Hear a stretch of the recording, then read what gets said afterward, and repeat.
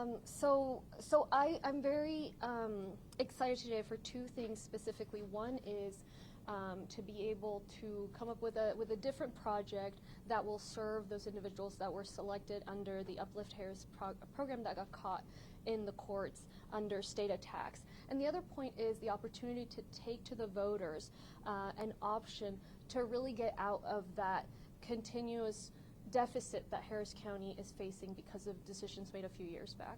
And so I'll be happy to answer any questions about that. Can we start with that? So the potential for a property tax increase, what could that mean for people across our county? What could that mean when it comes to how it would benefit and, you know, the concerns that maybe people are going to have when they see, man, more money? It's a tough choice. It's a tough choice for us to make. It's a tough choice for the voters to make. And that's why I want to see what the voters think. So as we know, so much of this, pretty much everything that's coming to the ballot was out of our hands. It's about decisions that were made decades ago about not investing enough in flood infrastructure. We all know that happened and that we're having to pay for it now.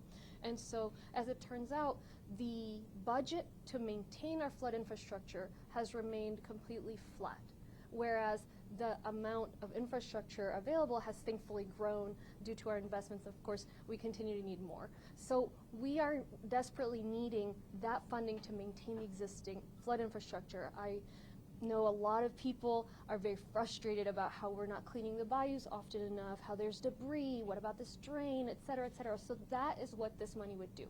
It would put all of our flood control infrastructure on a 67-year maintenance cycle, which is basically making it sustainable.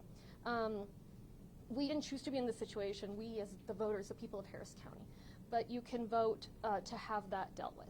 The other point is on the Harris County General Fund. So for many years in Harris County, before I took office, 2018 and going back several years, under Republican conservative leadership, the tax rate was always the same. Always the same, 0.34 something. After I took office, that tax rate actually got lower. Then in 2022, and you guys will remember this, we were proposing $100 million for pay increases for law enforcement, and it was an election year, and some colleagues forced us to drop the tax rate precipitously so that we end up at a deficit. What we're proposing to voters is for them to support a tax rate lower but closer to what it was before I took office. So lower, even lower than it was in 2018, but something that is manageable. And what this will do is it will make sure that we don't have to keep cutting the basic programs that the people of Harris County have come to expect. Right now we're cutting $21 million across the board this cycle because we're at a deficit because of the decision made in 2022 when I was up for election. Some folks were playing politics. We just had a leader with the deputies organization visit us about the need for increased pay for law enforcement. We can't afford that unless we're able to have adequate revenue. There are many programs that we funded with our American Rescue Plan dollars, $1 billion. That $1 billion has been allocated, it's not coming again. And so whether it be additional investments in veteran services, in domestic violence programming, in you name it, we don't have the funding to continue with the vast majority of that. Actually, the funding is going to be reduced per person. And so that's another choice for the voters. It's a pay for it now or pay for it later situation. The folks many years ago decided to pay for it later, and so we're saddled with it. And I don't think that they gave the opportunity for the voters to decide. And so I want to say, you know what, let me give you the option of deciding to invest in a sustainable county apparatus. And if the voters don't think that that is something they can do right now, then that's totally understandable. But of course the tax rate would be, I think, lower than it was during COVID, certainly lower than it was under my predecessor. I acknowledge property values have gone up, and obviously that's the challenge there. Uplift Harris, obviously blocked by Supreme Court earlier this week. I know the county attorney talked a little bit about his disappointment in a statement. How do you feel about it, and what is the game plan moving forward? I'm trying to contain my excitement because we're just not at a time to claim victory, and I really want to pass on that that sense to the folks that have been on this roller coaster about, they are going to get the funds, they're not going to get the funds. Right now, we are in a situation where we're building a new program. It will be a little bit more restrictive than what we wanted in the Uplift Harris program, but we believe that this is totally foolproof in a court at law. Of course, the courts are politically elected as well, so we can't count on that, but from a legal standpoint, we think it's even more ironclad than the previous one. So we'll see. I'm excited we're voting for it, and now we just need to see, what does the state do, what do the courts do? If it all goes as we hope, and we've certainly designed it so that it will, then we'll be able to provide the folks that had qualified for the program with some cards with the payments and much more restrictive potential uses. You mentioned there's going to be a vote. When could we see that? And then when you say restricted on the uses, are the number of people receiving these funds restricted, or just the way in which they can use the funds is what could be restricted? So the vote happened already. Yeah. So we already voted. So I was getting the tenses wrong there. So we already voted, and we voted to create this new program. And so what it'll do is, before you could receive a deposit to your account, or you could receive a card, and you could spend it on whatever you wanted. And that's the spirit of a guaranteed income program. It has that dignity component to it, that we don't feel like, okay, if you decided to buy something that was fun, then no, you can't have a TV because you need to spend all your money on food, and maybe you just never had one and you have kids. And so the point is, we're not going to be able to do that anymore. We're saying that you're going to receive a card, it's going to be preloaded, and you're only going to be able to use it for, let's say, medicine, groceries, etc. So it very much tracks with what TANF does, something similar. And so that's not the spirit of the program, but we think it'll help nevertheless. And of course, we'll study it afterwards, and that's what we hope to do with the first one, is just study it and see what people do spend it on, and does it help their overall financial situation, which obviously helps the general financial situation of the area and the county.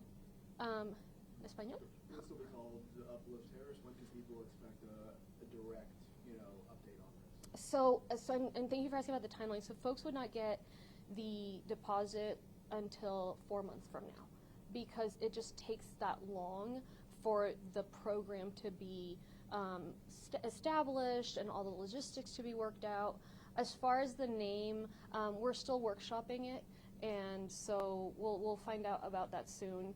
But right now, it's a matter of, this is the very best we can do. We're giving it one more shot. We want to keep our promise to these families, and if it gets caught up in the courts, there's just nothing we can do about that. And if it doesn't, then we will see those disbursements in around 4 months. Español. Yeah. One more quick question.